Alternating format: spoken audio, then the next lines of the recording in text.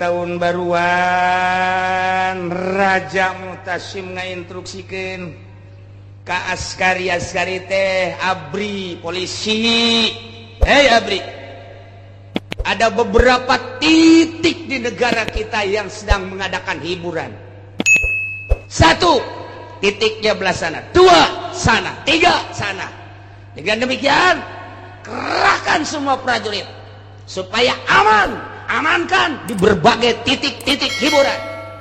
Silakan laksanakan. Siap dan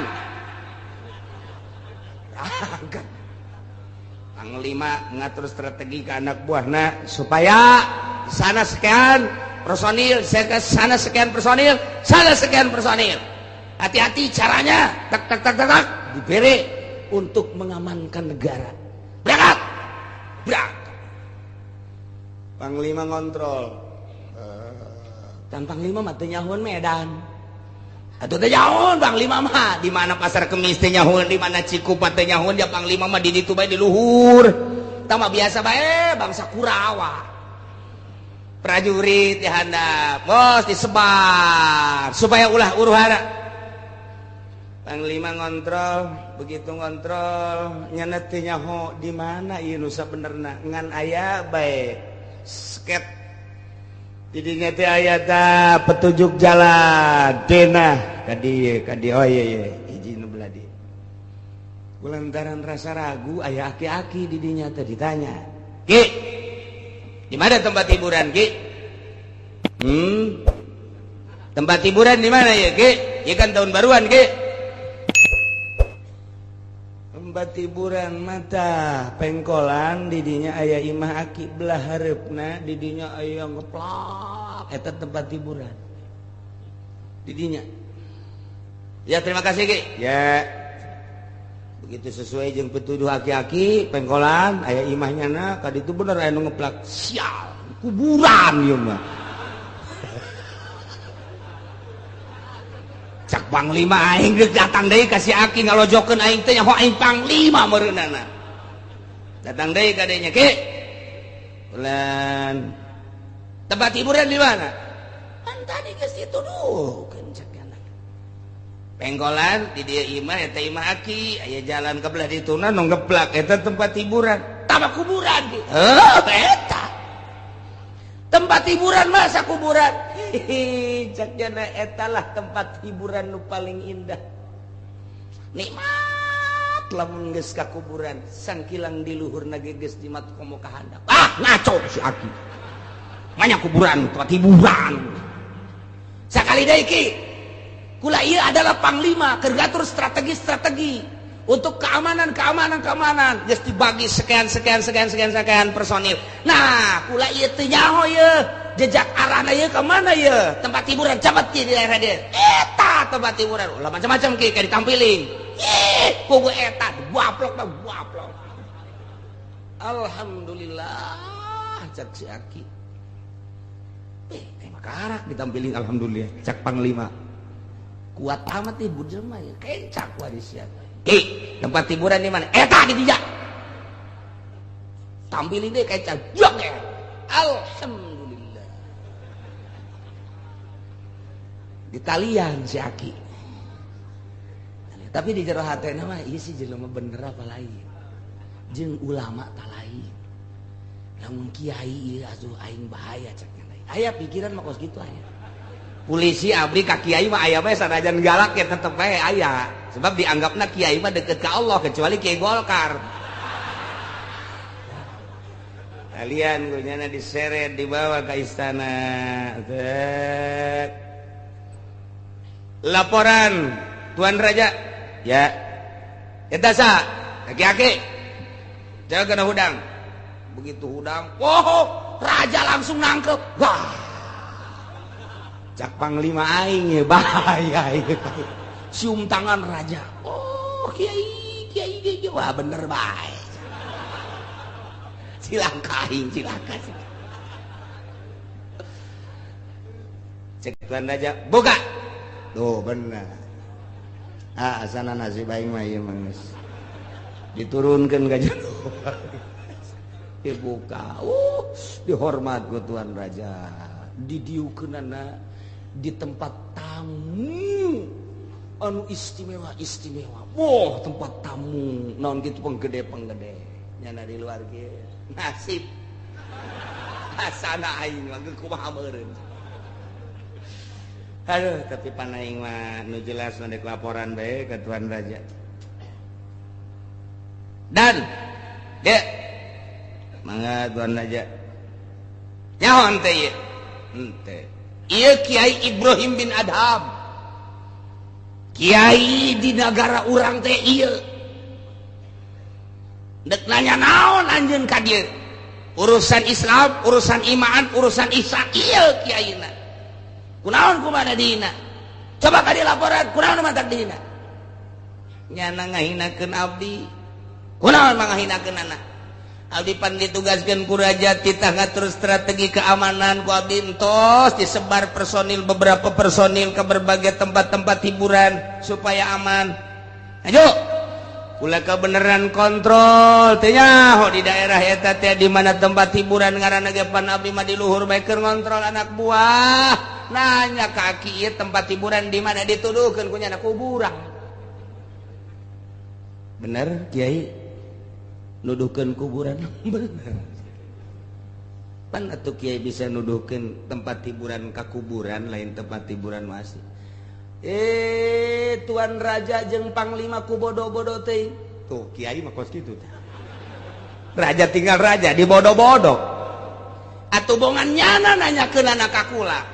Sedangkan kula mah pan umur teh geus kolot. Hiburan di lembaga kolot mah ieu adalah kuburan. Lamun aya jelema geus kolot pasti luntak-lentok ka tempat hiburan lain kuburan. Atawa lain jelema jurig kos kitu mah. Kayak stop Raja. Stop. Acak-acakan ya urusan dia cek. Ibrahim tidak ada bos. Ayo nanya hiburan ke budak ngora. Kanu teu nyaho kaler kidul, jelema anu kasarung, jelema katulimbang tanyakeun. Lamun jelema nanya ka jelema nu teu katulimbang pasti nanyakeun tempat hiburan kuburan. Tah Panglima ieu hiburanna geus kudu di kuburan. Raja hiburanna geus kudu di kuburan. Nyaho sia. Aduh, Dan, amankan Dan.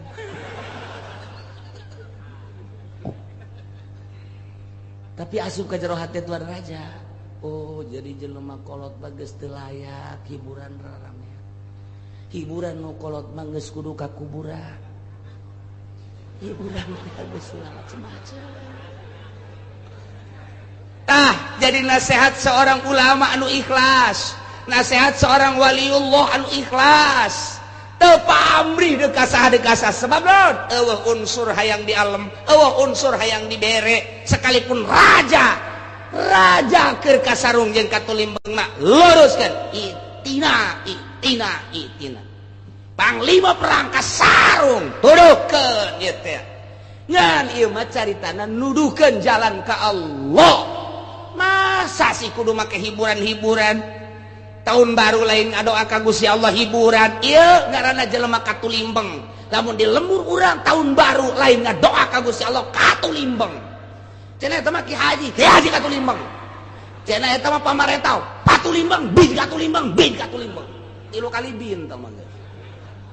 Katulimbang di Indonesia kuari tahun baruan lain ngadoa ka Gusti Allah tahun kaharep mudah-mudahan dibere jembar segala rupana urusan rezeki kahirupan sehat dan lain sebagainya ditingkatkan ibadah lain ngadoa kos kitu hiburan. Nah di Indonesia teh camat mun ngayakeun hiburan tahun baru camat katulimbang, lurah mun ngayakeun hiburan lurah katulimbang bin sabaraha bin eta katulimbang lain cakula cak Ibrahim bin Adham dina dongeng supi na kos kitu ulah katulimbang cenah hirup mah atuh geus kolot mah tah hiburan teh ka kuburan.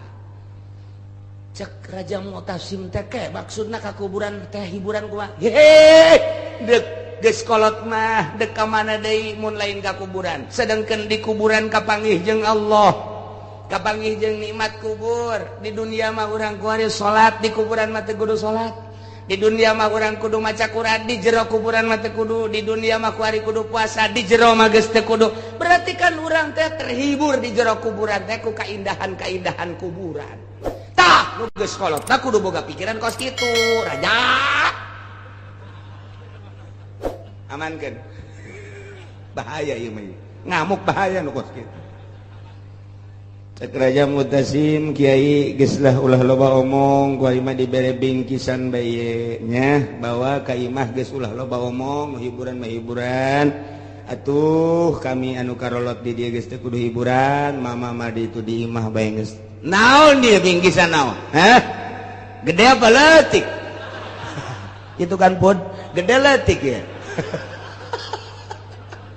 leutik teu hayang aing teu beli mobil teh mah kos Fortuner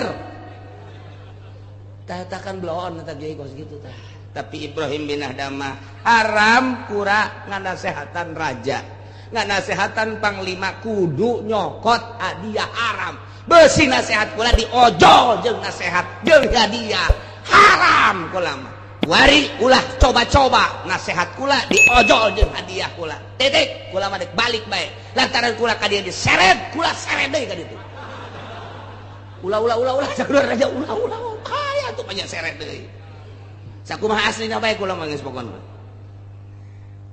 henteu ieu mah nek dibawakeun kuda nu pangbagusna dianterkeun ka panglima sadiakeun kuda teu hayang lantaran ngahormat teh ku ari teh lain ti awal sebab kuari bagus jauh bahwa ieu teh kudu dihormat ai kitu mah berarti rakyat lu teh dikayohkeun ku raja mah tilok dihormat raja bloon wah malik deui bae ka aing mun deuk kahormat deuk nu wau ngaran-ngaran raja hormat tuh kos kitu mah ieu bagus kanyawan karak dihormat deuk kanyawan teu dihormat atur rakyat nu sejen meureun bahaya gas cak raja gesak raja tuh gara-gara sia si panglima apalah ya nasihat cek kan gas kula mah hadiah moal diojol nasihat kula jeung hadiah dek dipersilahkeun make kendaraan bagus teu hayang ka ulama mun teu daek nyeret kula mah dek lempang bae balik ka ditu henteu kula mah dek balik wah kajen teh disadiakeun kendaraan bagus tetep lantaran awalna teu bagus ieu lamun awalna dihormat kemudian dipapageun balik lagi dipapageun oh masalah kula mah geus moal robah tapi awalna ieu kos kieu geus sayang kula mah ulah balik kula mah wassalam tinggal raja bajeng panggil sia cia tuh kula penting ya di jalan kapanggih yeui jeung wakil panglima stop berani-berani jelema cumplang-campling kieu ka istana mah teu meunang didatangan ku jelema cumplang-campling kieu kudu make bintang minimal bintang 7 puyang-puyang sia nya nama cicing saya abdi hamba Allah yang ngaranan sa hamba Allah bae sakali deui awas sakali deui awas hiji dua katilu teu ngajawab nu bener lista maja utama sikat teu nyaho ye wakil panglima saya abdi hamba Allah talian deui talian diseret deui ka istana lapor ya cek tuan raja abdi mau sakitan saya teu beres si jelema coba udangkeun begitu datang yo kiai deui bae cak panglima sia ka wakil kunaon diseret eta emang kunaon kakarak balik ti dieu nang nyeret aing aduh cek mana aja ke aya perihal naon deui nangtung dio ke lapar coba lapar tah kunaon ieu mantak diseret abdi menghormati tuan raja jeung istana sebab ieu kaluar ti istana teu layak jelema kos kieu pasti ieu jelema edan wah ayo tetep kula untuk mengangkat martabat raja jeung istana demi bangsa jeung negara. Wah,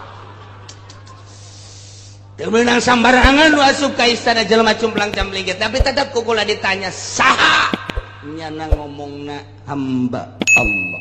Tanya kedua kali deui, saha hamba Allah. Cakula hamba Allah ge boga ngaran. Lamun teu ngabejakeun ngaran kukula diseret dibawa ka istana laporkeun ka tuan raja. Tetep cak nyana hamba Allah. Ieu kan merupakan penghinaan. Masa hamba Allah bae. Kiai cek tuan raja kunaon atuh teu ngabejakeun ngaran kok hamba Allah bae. Eueuh deui nu pangmulyana cek Ibrahim bin Adam. Ia adalah pengakuan hanya hamba Allah. Justru kula mun ditanya na lain ku macem panglima, mun ditanya na lain ku raja, mun ditanya na lain ku wakil panglima, kula ngaku kula ngaran Ibrahim bin Adam. Komo ditanya ku murid kula, komo ditanya ku rakyat mah, ditanya ku sasak kula ngaku Ibrahim bin Adam. Nu matak teu ngaku kurang nyana ngomong tidak tahu kamu ini wakil panglima, sombong amat. Untuk menghilangkan kesombongan pasti cekula-kula diseret deh ke istana. Tak, cak Ibrahim bin Adam. Raja ulah ngarasa jadi raja, panglima ulah ngarasa jadi panglima, kakarak jadi wakil RT. Ya wakilnya na sombong jasa. Kamu tidak tahu saya wakil panglima? Mana etika Islam apa kudu kitu? Rakyat tadi urusan ngaku panglima, rakyat tadi urusan ngaku wakil panglima, rakyat tadi urusan ngaku raja. Dekar rajaan saha jurig. Tuh, cak raja pan kieu deui wae. Ye, blabe ieu bae. Lepaskan deui. Cak wakil hampura tuan raja emang tadi geus di tes dieu. Tadi sanu nyeret panglima. Tuh, sia kan. Silih salahkeun panglima jeung wakil. Geus balik deh, balik Ibrahim bin Adam. Tinggal raja, panglima jeung wakil. Urang kumaha ya geus kieu. Urang dinasehatan ban lain dinasehatan teh mah dicarekan ngaranna. Atuh terserah raja cak panglima teh. Berarti urang di mata rakyat teu bagus. Berarti urang di mata rakyat sombong.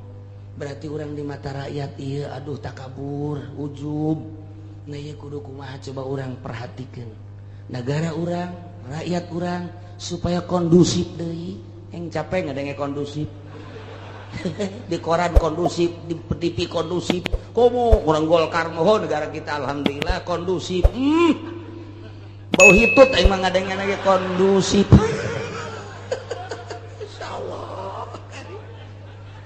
Ayolah gara-gara tahun baru seperti eta instruksi Raja Mutasib. Wahai panglima, wahai para penggawa, tidak terkecuali hentikan semua itu naon hiburan-hiburan, ganti dengan zikir, ganti dengan doa. Tidak terkecuali baik muslim maupun non muslim, sebab negara orang negara Islam. Hentikan hiburan, ganti doa bersama. Kakarak, rakyat luar biasa menyambut instruksi raja. Urang mah ulah jauh presiden, heulanana tuh bupati-bupati, jangan milih ente pan. Nyaputnya mahal kan eta, nebusna maka sabaraha duit. Coba tuh nasehatan bupati anyar cek urang. Coba kita doa bersama, hiburan hentikan. Tek celi anjing datang gadaikeun. Celi kula mah ulah tuh. Jangan ente kan milih tah nasehatan atuh coba hentikan hiburan. Oh sekupna luhur teuing bupati mah camat bae coba nasehatan. Cak camat kan di negara kita mah demokrasi, silakan semau-maunya aja. Wah berarti camat teu boga rel yang kos kieu. Babuk habak ku rel nu kos. Coba nasehatan lurahna. Oh, lurah deui keur kancola. Mana atuh untuk mengadu supaya agama lempang ka lurah kos kitu, ka camat kos kitu, ka bupati kos kitu, mesti ka mana atuh ieu agama supaya lempang. Nah, gitulah cerita di tahun baru Ibrahim bin Adham katangkap ku Raja Mutasib. Akhirna raja mah luluh lantaran nu nganasehatan asli mung dibere hadiah. asli embung diantarkan dipuja-puja istimewa lamun kos kitu dakwah teh mun teu diojol jeung pamere teu diojol jeung hadiah rapi dakwah teh nah ieu lah keur carita itina lain eueuh pan sobat urang nu duduhkeun kana bener tapi geuninganan teu darekeun kana bener oh urang nasehatna ojol lamun nu ngundangna nu sugih nu bebereana gede buleudna lamun anu ngundang ka daerah mana ye daerah anu nah moal ieu mah ka dinya mah keur ieu ge 200.000 na naonan beak tekor atuh aing teu moal narima deui dakwah naon teh kos kitu teh nah ieulah di negara urang teh brok teh geus ti mimiti pedagang pemerintah nomor hiji pedagang petani brok ka kiai-kiaina brok kabeh tapi orang masih aya kesempatan ja Allah mah maha gopur narima soteh kapan kanu loba dosa urang sadar bahwa di diri urang loba salah loba dosa pemerintah sadar ku dosana pedagang sadar ku dosana petani sadar ku dosana karyawan sadar ku dosana kiai santri sadar ku dosana mantak naon urang mulai lembaran baru di tahun baru urang mulai lembaran baru dimimitian ku doa ka Gusti Allah supaya hirup urang di tahun ieu leuwih bagus tibatan tahun nu kamari mantak naon amin endek moal sia